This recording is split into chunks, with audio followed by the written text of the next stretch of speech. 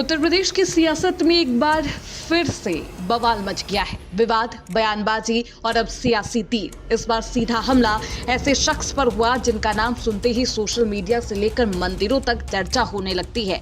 जी हाँ, यूपी की सियासत में अब धर्म भी खींच लाया गया है। और सबसे बड़ा सवाल ये है कि क्या सियासत के लिए अब बाबा लोग भी निशाने पर है। इटावा में कथावाचकों के साथ बदसलूकी ने पहले ही बवाल मचा रखा था। जाति, धर्म और समाज में बराबरी का मुद्दा उठ चुका था, मगर अब इस विवाद में एक ऐसा नाम कूद चुका है जिसने पूरे देश में अपनी पहचान बना रखी है।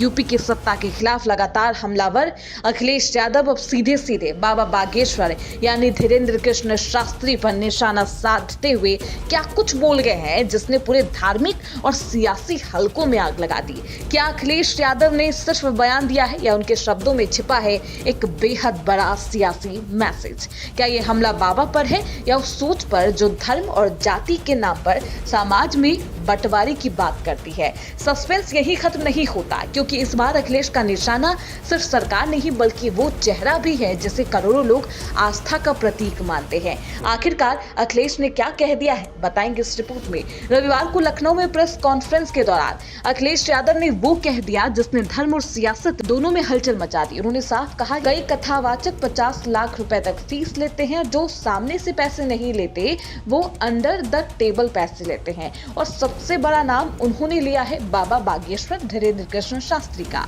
अखिलेश ने सवाल उठाया कि क्या आम आदमी की इतनी हैसियत है कि वो बाबा बागेश्वर को अपने घर बुला सके?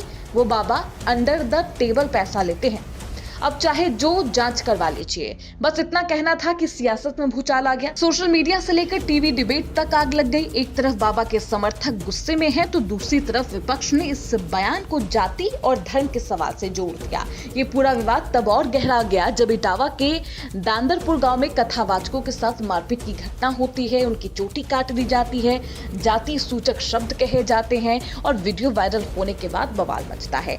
अखिलेश ने इस मुद्दे को हाथों हाथ लिया है, पीड़ितों को लखनऊ बुलाया, सम्मानित किया, 51,000 रुपए भी दिए और हारमोनियम भी भेंट किया। इसके बाद अखिलेश ने इस मुद्दे को दलित, पिछड़े और अल्पसंख्यक समुदाय के खिलाफ साजिश बताते हुए बीजेपी सरकार को घेर लिया है। साथ ही कहा है कि कुछ लोग कथा और वाचन को अपने वर्ग का अधिकार मानते हैं और इस कमाई का जरिया बना लिया है। अब बाबा बागेश्वर का नाम लेकर अखिलेश ने न सिर्फ धार्मिक ध्रुवीकरण को काटने की कोशिश की है, बल्कि बीजेपी के हिंदुत्व एजेंडे पर भी सीधा हमला बोला है।